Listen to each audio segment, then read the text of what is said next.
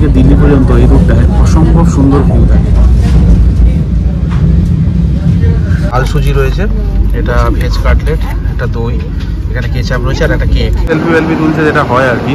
আর ভিউটা দেখুন, আছে মাতার মন্দির এই পাহাড়ের ওপরে।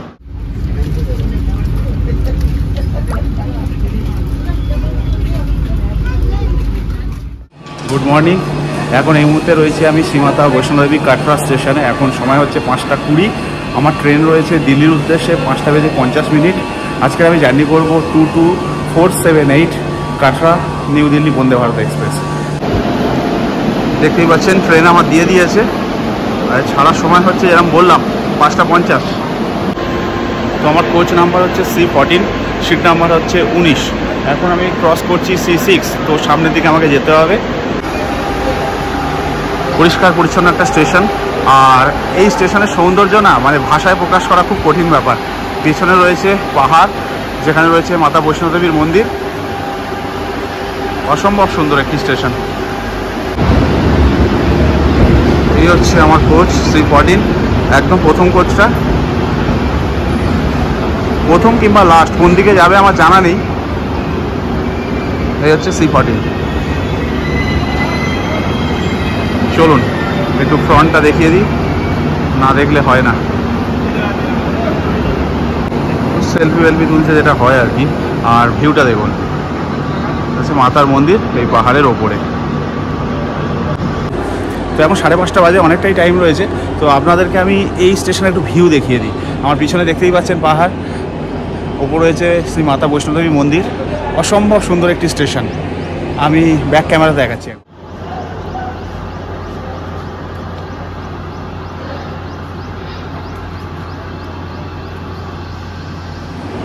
যাই হোক, আশা করি আপনাদের স্টেশনটা একটু দেখাতে পারলাম।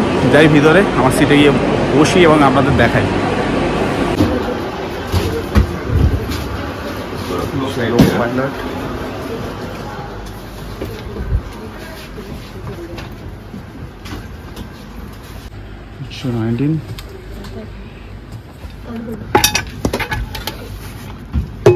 বসে গেছি আমার সিটে, উইন্ডো সিট। ভিউটাও ভালো পাবো, এক্সপ্রেসও ভালো হয়েছে, অ্যাজ ইউজুয়াল কমফর্টেবল। কোচ তো ট্রেনটা যদি সামনের দিকে যায় খুবই ভালো হয়, কারণ আমি এদিকে বসেছি। যদি এদিকে যায় তাহলে আমার উল্টো দিকে হবে। যাই হোক, জানি না, মোটামুটি আশা করছি এদিকেই যাবে।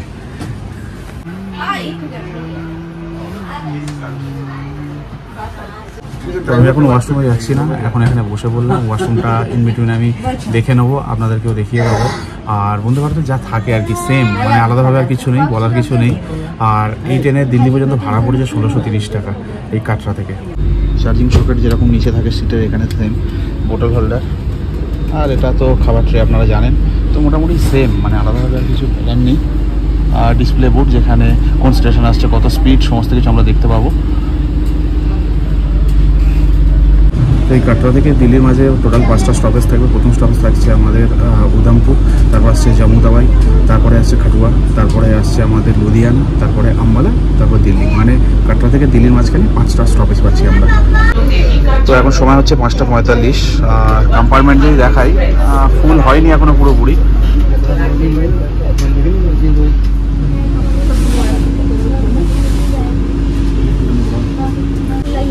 তো হর্ন দিয়ে দিয়েছে, ছাড়বে, 1 মিনিট বাকি রয়েছে।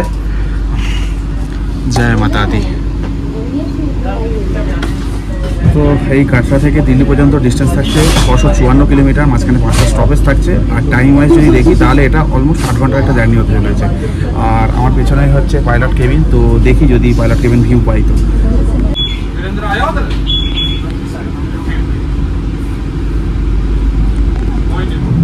তো আমি যেদিকে বসেছি আমার উল্টো দিকে ট্রেনটা যাচ্ছে। দুঃখ নেই, কারণ পিছনে হচ্ছে পাইলট কেবিন, তো আশা করি কিছু ভিউ পাবো।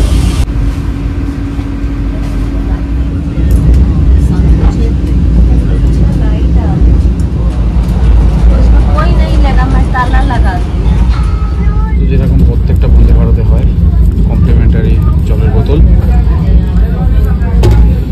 এই কাটরা থেকে দিল্লি পর্যন্ত এই রুটটায় অসম্ভব সুন্দর ভিউ থাকে, বিশেষ করে কাটরা থেকে জম্মু তাওয়াই পর্যন্ত।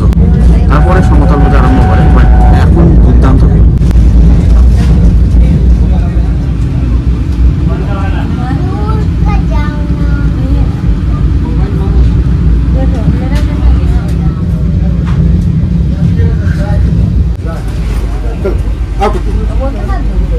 हाँ धीरे धीरे करेंगे, जाए टाइम 15 टाइम लगेगा।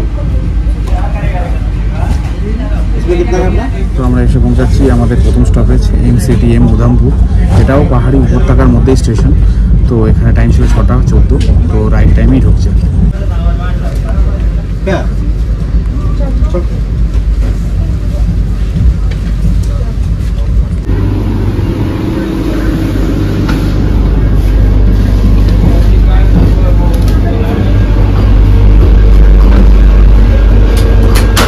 এসে গেলাম ওয়াশরুমে। বন্দে ভারতের ওয়াশরুম সবসময় পরিষ্কার পরিচ্ছন্ন, আলাদা বলার কিছু নেই, ওয়েস্টার্ন স্টাইল প্রমোট রয়েছে। এটা দেখার জন্য এলাম। আমাদের নেক্সট স্টপেজ হচ্ছে জম্মু তাওয়াই, সেখানে টাইম হচ্ছে 7:10। এই ছিল কাটরা থেকে দিল্লি পর্যন্ত বন্দে ভারতের ওয়াশরুম। ওই পাশেটা বন্ধ রয়েছে। মোটামুটি এই ট্রেন সম্পর্কে আলাদাভাবে কিছু বলার নেই। আমরা যদি না কোনো ভুলভাল কাজ করে থাকি, এটা যথেষ্ট পরিষ্কার পরিচ্ছন্ন সুন্দর একটা ট্রেন। যাই হোক, সিটে চলে যাই।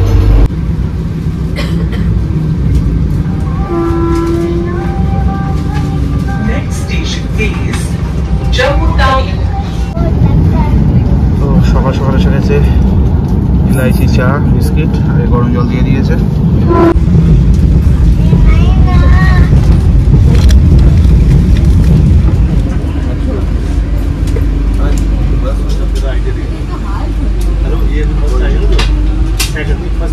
আমরা এসে পৌঁছলাম আমাদের সেকেন্ড স্টপেজ জম্মু তাওয়াই।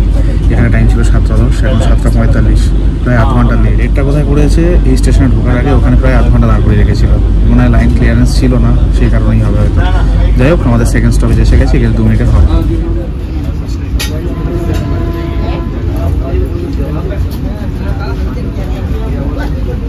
জম্মু ছেড়ে আমরা বেরিয়ে গেছি। তো লেট চলছে ট্রেন অ্যাজ ইউজুয়াল। জম্মুর আগে থেকেই লেট করেছে। তো আমাদের নেক্সট স্টপেজ হচ্ছে কাথুয়া। এখানে টাইম ছিল 8টা, কিন্তু দেখাচ্ছে পৌঁছাবে 8টা পাহাড়।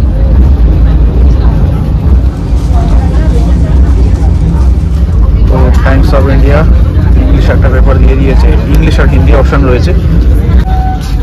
তো পেপারটা নেওয়ার পরে যেটা চোখে পড়ছে সব থেকে বেশিভাবে, এখন গরম চলবে, বৃষ্টির কোনো সম্ভাবনা নেই। মানে মন খারাপ করার মতন একটা খবর। তো আমরা ঢুকছি কাথুয়া, আমাদের জার্নির থার্ড স্টপেজ। এখানে 8:03 টাইম ছিল অরিজিনাল টাইম, এখন বাজে হচ্ছে আপনার 8:50। তো এরপর থেকে যার যেখানকার সিম হোক না কেন, তাদের সব নেটওয়ার্ক ফিরে আসবে। তো আমার সিমেরও নেটওয়ার্ক ফিরে আসবে, আর কাশ্মীরের যে সিমটা রয়েছে সেটা মানে ইউজলেস হয়ে যাবে।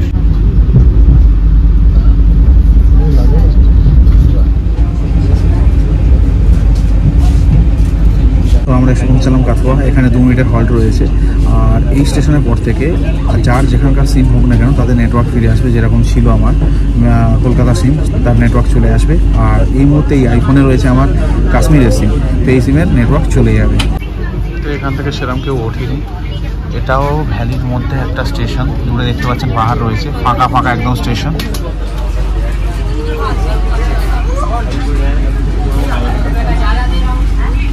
ছেড়ে দিল। এখানে 2 মিনিটের হল্ট ছিল। এর পরের স্টপেজ হচ্ছে লুধিয়ানা, সেখানেও 2 মিনিটের হল্ট রয়েছে।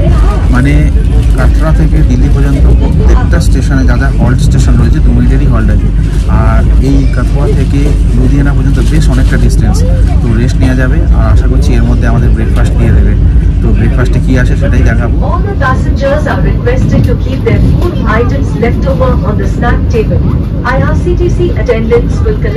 যেমন বলছিলাম, দেখুন আস্তে আস্তে নেটওয়ার্ক চলে এসছে। এটা আমার জিও সিম কলকাতা, আর যে ফোনটা থেকে আমি এখন শ্যুট করছি এই ফোনটা নেটওয়ার্কটা চলে গেছে। তো কী কী দিয়েছে একটু দেখিয়ে দিই। এটা ঝাল সুজি রয়েছে, এটা ভেজ কাটলেট, এটা দই, এখানে কেচাপ রয়েছে, আর একটা কেক। তো আমি এটা 1 স্পুন খেয়ে দেখলাম, এটা ভালো হয়েছে। আর এটা কেমন, এটা পরে আমি খেয়ে দিয়ে জানিয়ে দিচ্ছি।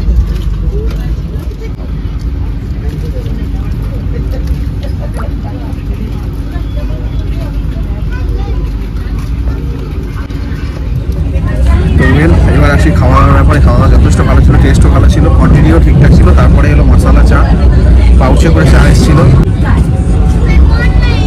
তো লুধিয়ানা আমাদের নেক্সট স্টপেজ, আসতে অনেকটাই সময় লাগবে। তো আমি কি করবো, এখন একটু রেস্ট নেবো, ঘুমোবার চেষ্টা করব। তার কারণ আছে, কারণ কালকে আমি বৈষ্ণোদেবী ট্রেক করেছি, নেমেছি রাতে, খুব কম ঘুমিয়েছি, 3 ঘন্টার মতো, কারণ আমাকে 4টার সময় উঠতে হয়েছে। উঠেছি এই ট্রেনটা ধরার জন্যে। তো এখন একটু রেস্ট নেবো, আপনাদের সাথে দেখা হবে লুধিয়ানায়।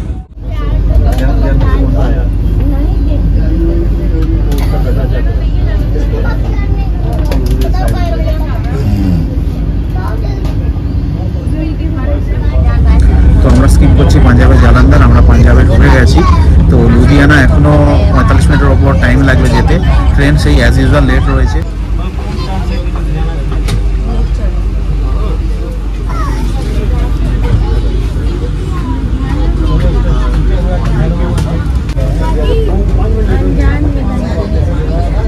তো আমরা এসে পৌঁছালাম লুধিয়ানা জাংশন। এখানে টাইম ছিল 10:30, কিন্তু এখন বাজে হচ্ছে 11:15, অর্থাৎ সময়ের থেকে 45 মিনিট লেটে আমরা চলছি। যাই হোক, আমরা লুধিয়ানা জাংশন ছেড়ে বেরিয়ে গেলাম। এখানে 2 মিনিটের হল্ট ছিল। প্রথমেই বলেছিলাম আপনাদের প্রত্যেকটা স্টপেজে এখানে 2 মিনিটেরই হল্ট রয়েছে। আর আমি নিচে নামছি না, নতুন নামার জন্য একটা রুট। আর তাছাড়া দিল্লি থেকে আমার কানেক্টিং ট্রেন রয়েছে দুরন্ত, শিয়ালদা দুরন্ত, তো কোনোভাবে কোনো রিস্ক নেওয়া যাবে না।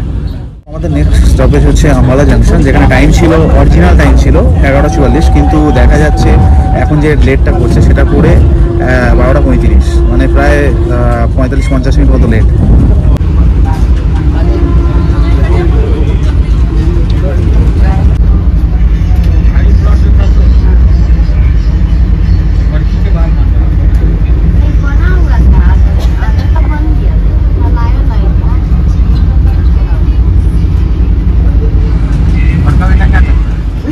Approaching Ambala Station.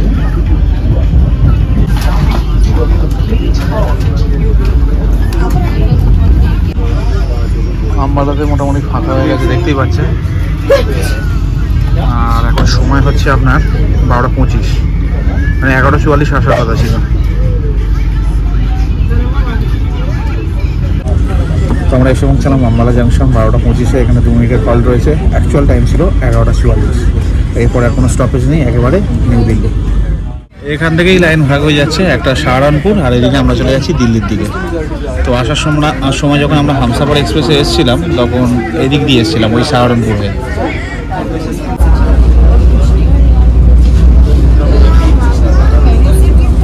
সত্যি কথা বলতে এক জায়গায় বসতে আমারও ভালো লাগছে না, বাট কী করবো, এখানে সামনে পাইলট কেবিন, আর ওখানে খাবারগুলো স্টোর করে রেখে যদি যেতে পারছি না। যেতে হলে আরও কম্পার্টমেন্ট ছাড়িয়ে পিছন দিকে যেতে হবে।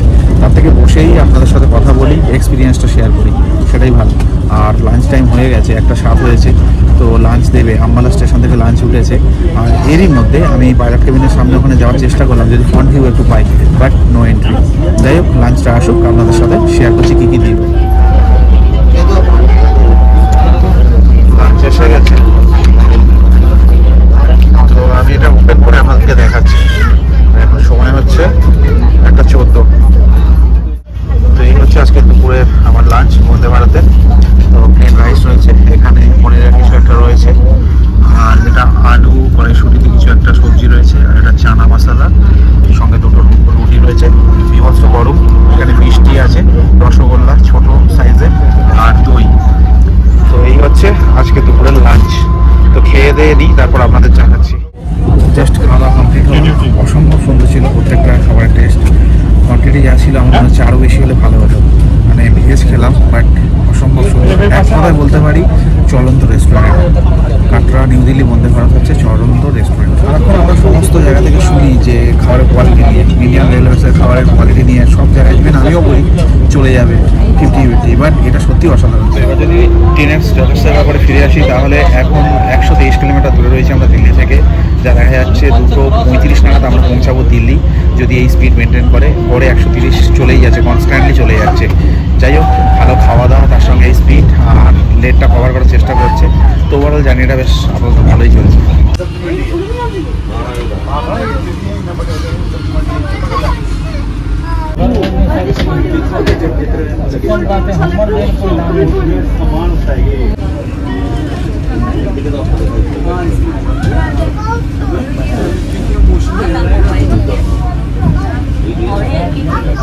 আরে ভাই কি গরম। তো এসে পৌঁছালাম New Delhi station, 40 minute late. আমার পরের ট্রেন রয়েছে 7:45 দুরন্ত। রাজধানী কাটলাম না এই ভয়ে যদি লেট হয়। 4:30 এখান থেকে শিয়ালদা রাজধানী ছিল। যাই হোক, এখন আমি ওয়েট করি, গিয়ে ওয়েটিং রুমে 13 নম্বর প্ল্যাটফর্ম থেকে ছাড়বে, সেই অভিজ্ঞতাও তুলে ধরবো পরের ভিডিওতে। যত তাড়াতাড়ি পারি ওভারব্রিজ থেকে বেরোতে পারলে বাঁচি। মানে হিট ওয়েভ আসছে, মানে এত গরম। হিট ওয়েভ কাকে বলে এই দিল্লিতে এসে বুঝলাম, পুড়ে গেছি। মানে ওভারব্রিজের ওপর থাকা যাচ্ছিল না। আমি যাই ওয়েটিং রুমে। তো দেখা হবে পরের ভিডিওতে।